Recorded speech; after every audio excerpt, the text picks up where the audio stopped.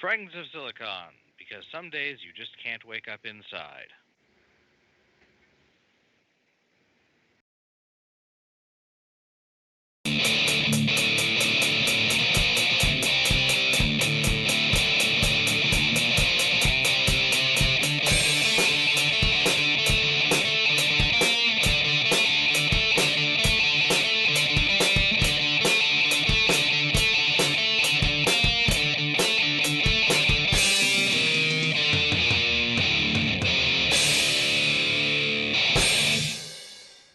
All right, welcome to another installment of Fragments of Silicon, the European interviews. Been a while since we've done these, not from a lack of trying. It's just this is the first time in about a month that we were able to get a guest aligned with this scheduling. And let me see. Joining us this week is, forgive me if I mispronounce your name, Niels Wittenberg of Invisible Walls. Yeah, that's Niels Wetterberg. But yeah, thanks. Thanks for having me today. No problem, no problem. So how are you doing today? I'm good. I'm currently in London, trying to get some investment for our game, First Class Trouble. Huh. Uh, how timely, I guess. Right. So, how we like to start things off is we like to get to know the person behind the game studio and whatnot. And we like to do that by asking, what got you interested in video games, both on a personal and professional level? Well, I think I came from a film background, so I actually started sort of with my love of film, and I was in that for many, many years. And I ended up sort of producing advertising, and the city that I worked in, they had a gaming company, or the people that are working there had a gaming company as friends, and they were doing Monument Valley.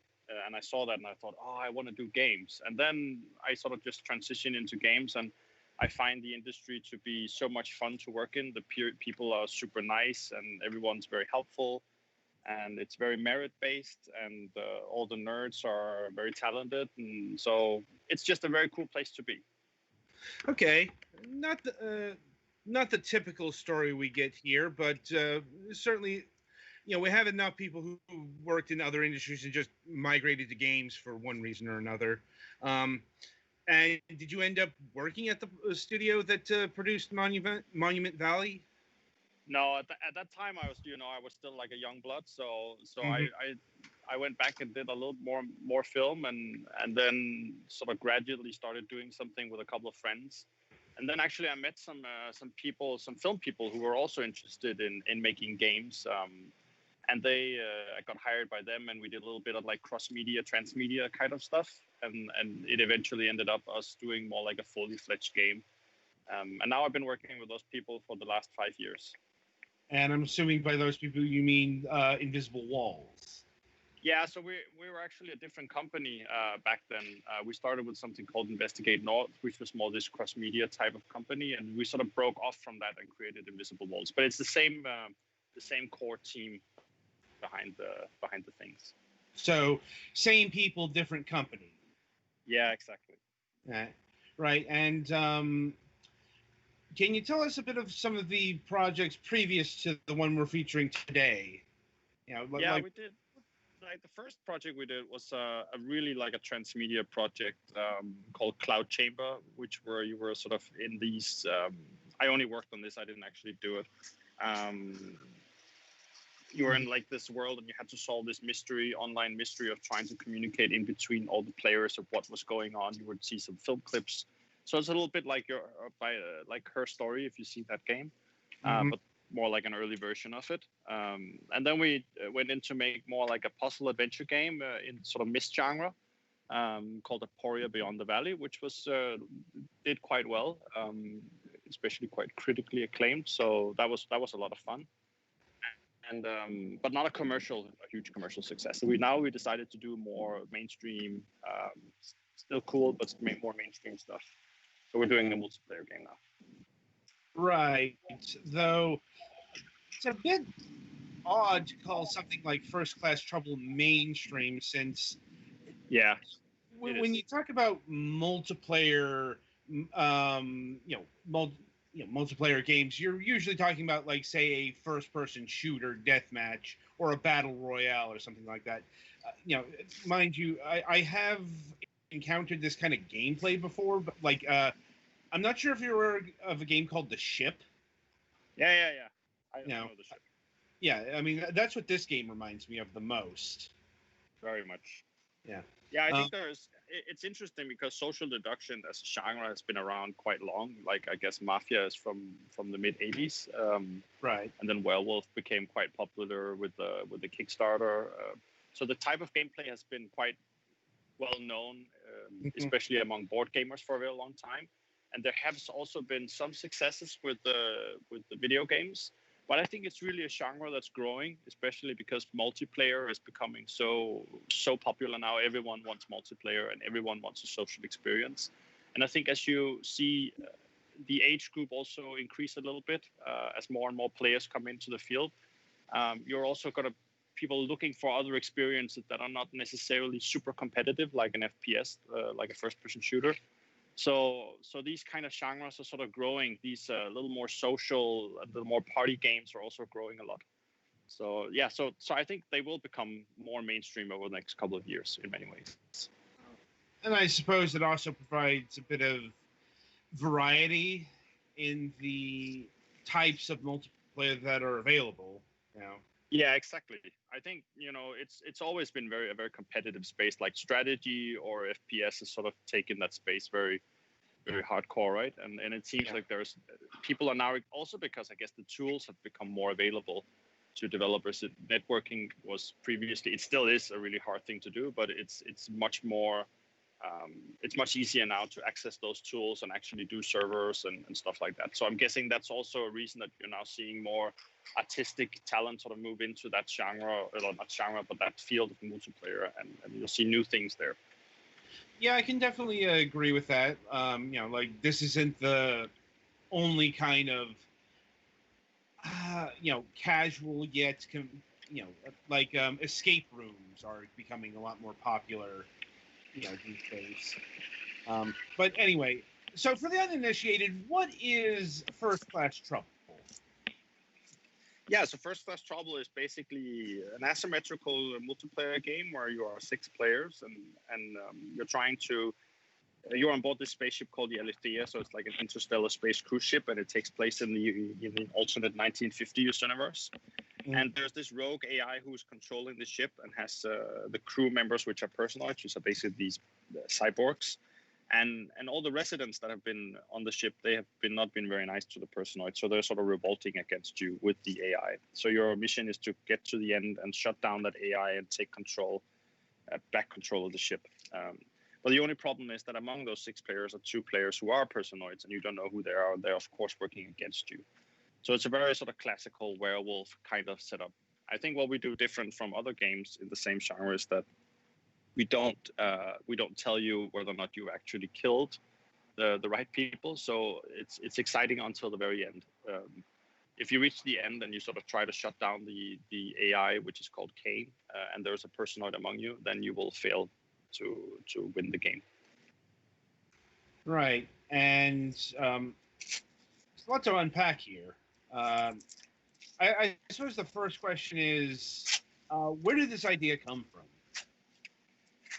I think I got the idea at least from my background in film and TV.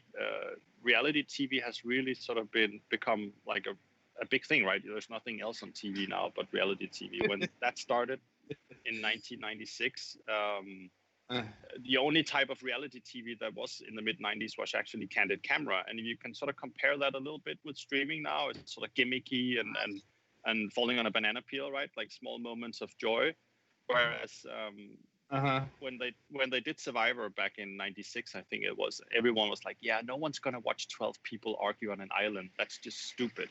And now you can't imagine anything but just 12 people arguing on a TV show, right? So I think I sort of got the idea from the fact that streaming is just growing so much, and there's also a need for a more emotional space in streaming, that it can't not just be gimmicky. It also has to have real human emotions.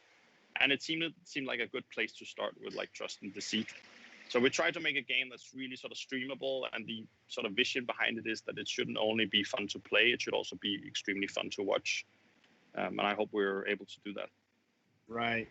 And Why a 50s sci-fi cruise ship? Yeah, that's like a very long story. So when we started conceptualizing the game, we were actually thinking that, as pertaining to, as I said earlier, that we needed to make a super mainstream game. But I was like, yeah, we should do like the Arctic based, the Thing type of thing, or like werewolves or pirates or something really genre based. And Mhm. then we were sort of looking around, and everyone else was doing something similar. And for some peculiar reason, we always want to do something that's different, which is not always smart, but I guess fun. And we're sort of looking towards our own interest, and we sort of like that Jetsons family, but everyone else has also sort of done that Jetsons family theme.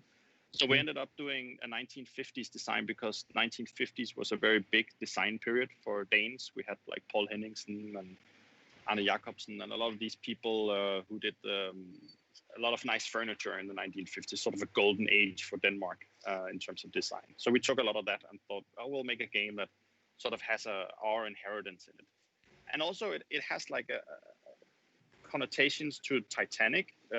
That's a different time period, but I think when we sort of set something back in time, we always get the feeling that if we walk into grandmother's living room, she's a very nice person.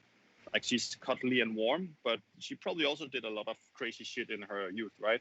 So it's just like when we walk into like an old setting, we feel somewhat more civilized, like we would count the steps and then shoot each other. So there's this dichotomy in having this more old kind of living room setting, and then at the same time this backstabby paranoid feeling. That I think that dichotomy works quite well to create some weird paranoia actually. Definitely, definitely. As you mentioned, this is a conceit that goes, that, you know, uh, I guess for lack of a better term, was popularized by The Thing, at least John Carpenter's The Thing, and Yeah, that, that is a masterclass of movie. Uh, yeah, it is. yeah, and yeah, this game does remind me of. I'm not sure if you're familiar with Starship Titanic. Yeah, what that was like? Was it a TV show? I think, right? Or like Uh, a TV movie? no, that was a game and a book Oh, by okay, cool. No, Douglas Adams. No, um, ah, yeah, it was an adventure game, and well, it took place on a starship version of the Titanic, and all of that, what that entails. Yeah. So, yeah, but I think we always imagine that the cool thing. I think the thing we always get, the reason Titanic got so popular in sort of popular culture is that we imagine that it was very civilized, right? It was all the aristocrats and the violins were playing, and mhm. women and children first, and all this. And I think that's an interesting sort of setting to put human emotion and especially sort of human survival into. We imagine that in old times you would be much more civilized than if it was now you would just kill each other and stamp each other on the face. So yeah, it's an interesting sort of setting, I think, in terms of the connotations that it has. No doubt, no doubt. Now, That and the hubris factor. right, Yeah, that's another important thing. I mean, this game, like those other, this has a lot of hubris to it. Now, the arrogance of man versus machine and all that. yeah, Though, delving deeper into the gameplay, so it's basically a you versus them sort of situation. Now, how does this all work in terms of like how do you find out who is a synthoid or a personoid and who is human? yeah. So what we tried to do, we quite early we sort of had the idea that the basic concept of the game should be sort of information exchange, right? That you know something that I don't, Mhm. and we wanted to sort of facilitate that. We started out by making some very very difficult tasks, more like everybody keep talking and nobody explodes kind of tasks, where there was a lot of information exchange. Right. And that actually became that was super fun to do one time, and then when you were thinking about it as a multiplayer game and just playing it 20 times in a row, that became very very boring. So what we found out is that it has to still be about the information exchange, and it has to be about cooperating and not about the backstabbing. That shouldn't sort of be in the center. So we just made very very tiny tasks where you sort of have to work together to progress. So even simple things as killing someone in the game. You cannot kill single-handedly. You have to convince someone to hold the person, and then you can stab them. So everything in the game is basically a corporation. And you cannot progress and get forward without working together. I think that was an important premise to make the game fun in terms of creating a tension there. In terms of finding out, we basically have very, very simple mechanics. We have something called a passenger log that you can pick up. And the passenger log can say something like, among Adam and Niels, at least one is a personoid.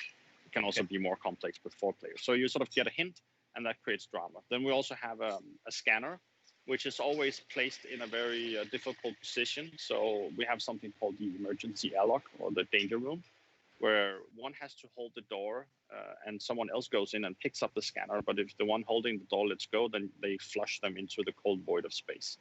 So you really have to trust the person that's going in to pick it up. And also the scanner then gives you complete clarity of the faction, but you don't know, it's only the person who scans that actually gets the result. So the person scanning could also be lying. So there's an advantage, for example, for a personoid to create early trust and then go in and get the scanner and then scan someone and then lie about it. So those are sort of the primary mechanisms. And then, of course, we placed some weapons for the personoids to pick up, which are quite difficult to pick up. So there is some opportunities for the players to sort of see when the personoids fail in doing what they're supposed to do. I see. And now, given the way the gameplay unfolds and all that, I'm assuming there's some sort of ticking clock. Yeah, the way we made the ticking clock is that there's not enough oxygen on the ship. So the AI has sort of shut off all the oxygen. And you have your own little oxygen tank, and you need to refill that in between losing the oxygen. So in each area, there's a particular amount of oxygen, and you can progress to the next area all the time. If you run out of oxygen, then everyone dies. So you need to make sure that you have enough oxygen all the time, and that you progress fast enough. Right. And now, do you need a party of 6 to play this kind of game? Or can you have what's the minimum amount of players? Yeah, so right now it's 6 players, and the reasoning behind that was when we made the game, there was like a premise called that we wanted to be about togetherness. So even though you were playing a bad guy, you would have someone that you were playing together with. So the reasoning behind the 6 is that you can be 4 against 2, and the 2 bad guys will still have each other. But we will, of course, also make a 4-player mode, so you can play 3 against 1. Okay. And now, in terms of the people you play as, outside of the whole human versus synthoid dynamic, do you get character creation, or is this like random generation? No, we are going to introduce customization and character customization in one of the next upcoming builds. So you'll be able to fully customize your character. Okay. It's actually a pretty important part of this sort of deception game, is to create an avatar that can sort of act, because we found that people actually have a hard time lying. When people play the game for the first couple of rounds, they usually, if they pick up a passenger log or a scanner, they basically just say exactly what it says. They don't lie about it, even though they can. So it takes a little bit of training for people to actually be so blatantly lying about something. I see. And the customization actually helps that to create a character that you can sort of live through and role play through. And what about the levels? Are those handcrafted, or are these procedurally generated? They're handcrafted. We had early tests in terms of having completely random levels, and found that it was actually not that fun, because what we want the gameplay to be about is the social strategizing. So we start on a level and something like, let's go to the airlock and get the scanner. So everyone sort of knows where the airlock is. Or if we're in an edge case scenario where there's 2 personoids and 1 resident, and I want to get to the escape pods, I shouldn't sort of be looking for the escape pods. I should know where they are. So every level is handcrafted, and the idea is that for the players to sort of get to know the levels quite well. But what we're doing is that we have only the middle level is actually the one that changes. So you actually play always the cabin, the common room, the lobby, and then the main area, which is the one that changes, and then the server room. So the main area changes for every time you play. And that can right now be a mall, a restaurant, a spa, a casino, a botanical garden. So that will change, and we'll add more levels as we go into early access. I see. And I'm guessing. I have one more thing to add to the levels.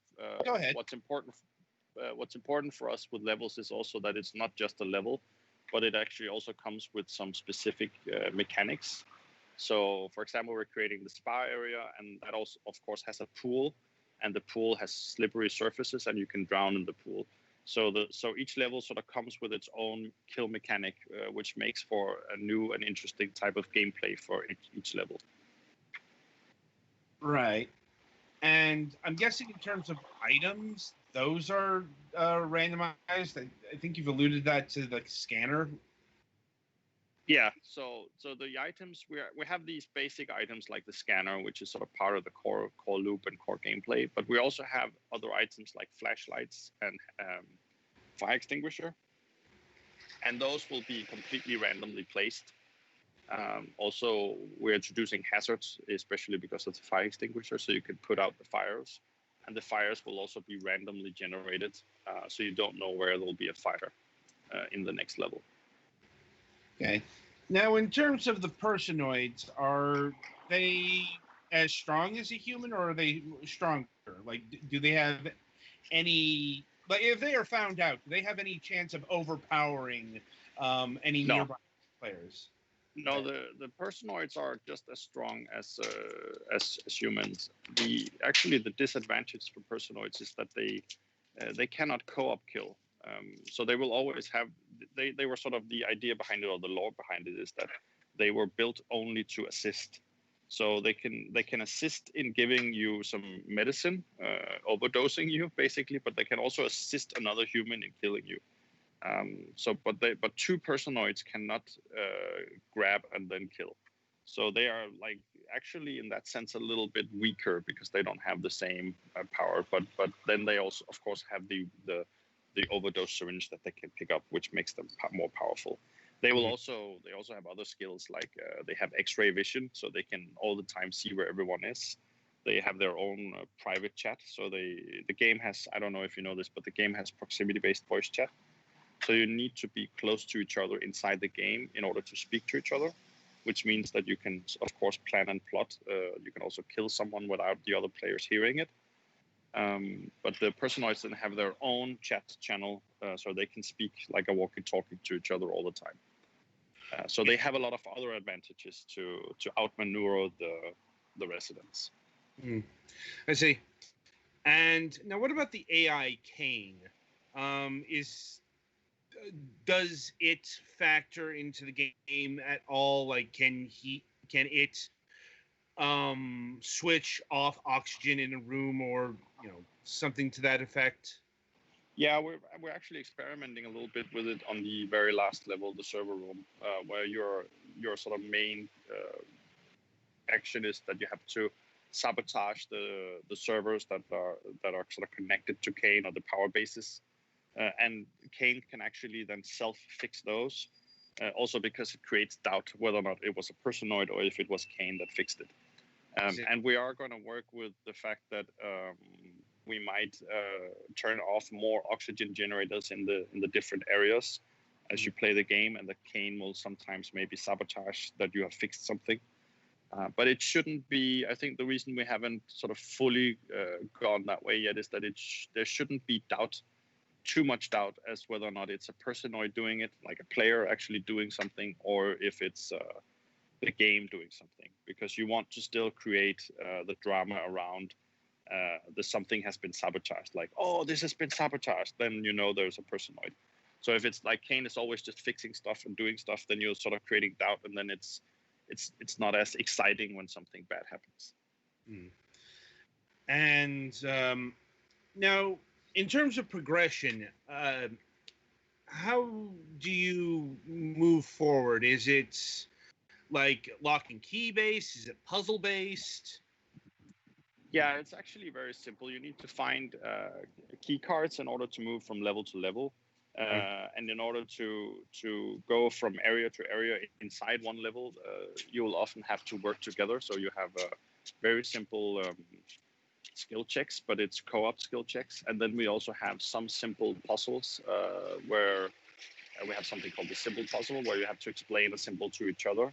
So I have a symbol that looks like something, and you have a symbol that looks like something.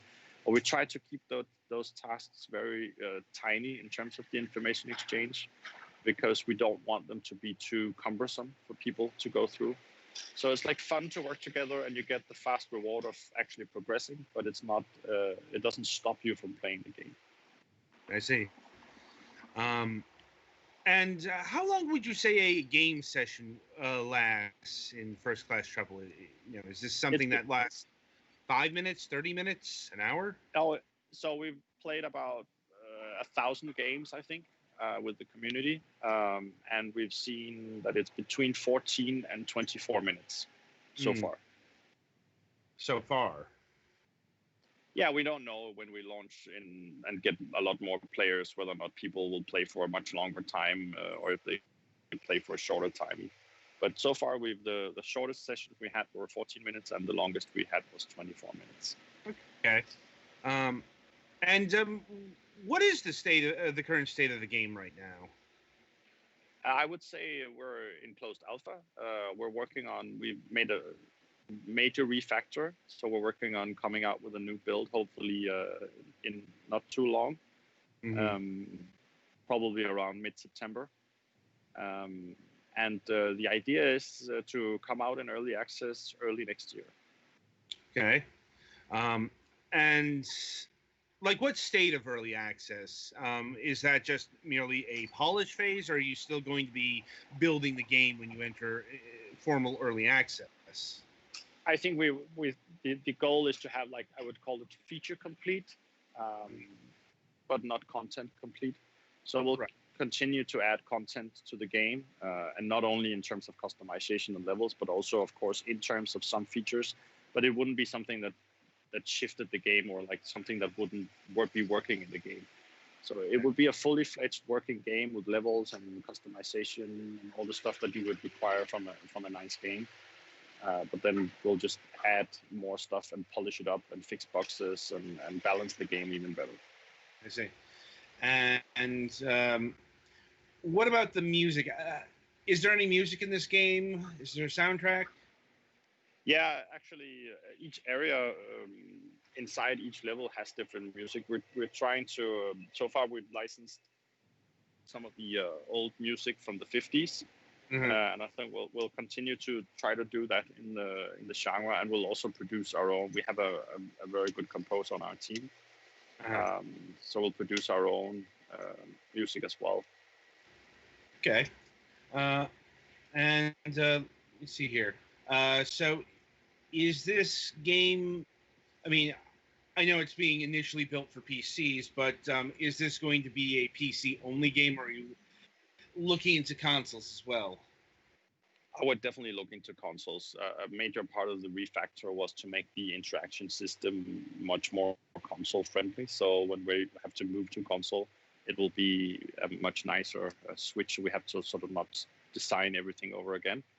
And I think it is a very console friendly game in terms of the casual play of it and stuff like that. So yeah, we want to go on consoles. Yeah, I mean, given what I've seen here in trailers and such, this is definitely something that would work on an Xbox One, or especially a Switch. Like, yeah, I think the Switch has some issues in terms of microphones, right? Right. The Switch would be a different dynamic because, that's a console you'd probably be playing a lot more local. You'd have people actually there physically. Yeah. More so than other systems. But yes, the officially supported method of using microphones on the Switch is incredibly cumbersome. Yes. Yeah, exactly. So I think the ultimate goal for us and what we're trying to do is really keep the specs of the game down. It's a third person and it's looking really good, but we're also trying to do a lot of optimization and going on tablet I think is really somewhere we want to be. Okay. I'm assuming the game is built in Unity. Oh, it's built in Unreal. Oh, really? Like, yeah. Like, bit of a surprise there. Yeah, we're just. You're thinking because we're from Denmark, it was Unity, or because of the quality of the game? More independent developers, usually Unity. Yeah, it's very a lot of games that we do are done in Unity. It has nothing to do with the specifics of the game. Yeah, it's not that we, Unreal is all that uncommon. It's just Unity is way more common among the people we have on the show. Yeah, but yeah. Yeah, but I think we found that doing a third-person game was just more straightforward in terms of Unreal, and there's you get a long way. We're a lot of generalists on our team, and you get a long way with Unreal, where you need a lot more programmers in Unity. So yeah, there's good things and bad things for both engines, but we're really happy with Unreal, and we also just got the Unreal the Epic Mega Grant, so we're very happy with that as well. Nice. So I suppose in addition to all that, are you looking to be on multiple storefronts, or are you just Steam? I think the early access will start on Steam, and we'll sort of focus our efforts on Steam to start with, and we'll see where things go. We won't not be on every storefront that we can be, but I think for an indie developer, it's important to have one place to bring the traffic, right? So people don't get confused, and also because you don't have the same efforts as maybe a very big company to be on multiple platforms. So you need to sort of take your marketing effort and try to drive things toward one place, so it doesn't get confusing. So I think we're trying to focus on Steam to start with, and also everyone is there on Steam. So that makes sense. And in terms of the computer builds, is this Windows only, or are there plans for Mac and or Linux? There is plans for Linux, but it's a little bit in the air. It has been earlier on an ambition for us, but it's a little bit in the air because of the way that we're doing our VoIP system, and that's quite complex to do on Linux compared to the Windows version right now. So I think we really want to do it, but we sort of hit a bump recently where it might be a little further into the future than we hoped. Makes sense. Linux can be daunting in terms of technical challenges. Yeah, everything was sort of working fine, and I would say the entire game can work and run because we're running it as on the server. So the server side is running Linux, which is basically the game running in some sense. But the problem is that the VoIP sort of ruins it, and if you can't really play this game without the proximity-based voice chat. Yeah, you can, but it's a core part of the game, so it would be a weird thing not to have that in the Linux version. Right. Well then, I think I've run through my list of questions. I'll see if my colleagues here have anything further for you. I think all I just had one that's mostly like a minor thing, but you said all of the areas are pre-designed, but do you have like a map of like where everything is inside the ship? Like you mean like how it's placed inside the outer shell of the ship? Yeah, like how the how the playable map is related to the design of the ship. Yeah, this is actually very funny. Yes, we do. And we've tried to work with that as a dogma for a long time. Right now, we're actually trying to not do it because we want to maybe create levels a little bit more from this level design perspective rather than an architectural perspective. But yes, we are trying to fit the dimensions. We made the dimensions of the ship how we thought it should be, and we're trying to not make the levels either longer or wider or bigger than they would be able to fit on the ship. And we have some idea of where they are on the ship as well.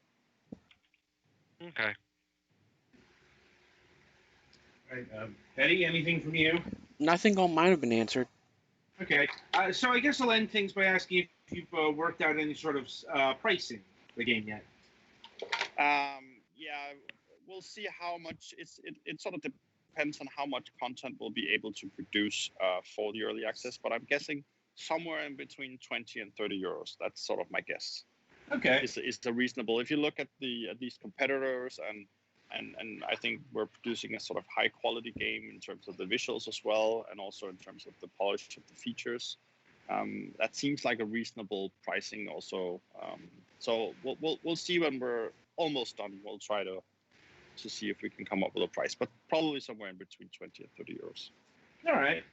That sounds sensible. And yeah, I think that's about it on our end. So, Cool. Niels, I'd like to thank you for taking time out of your schedule and being with us here today. Especially being on a business trip and such. Thank you so much for having me. No problem. Anyway, the game is First Class Trouble. It's looking to launch in early access in early 2021. Be sure to wishlist it on Steam today. All right. And yes, that will about do it for this installment of Fragments of Silicon. Be sure to tune in for the Sunday reviews. And until then, I shall wish you good gaming.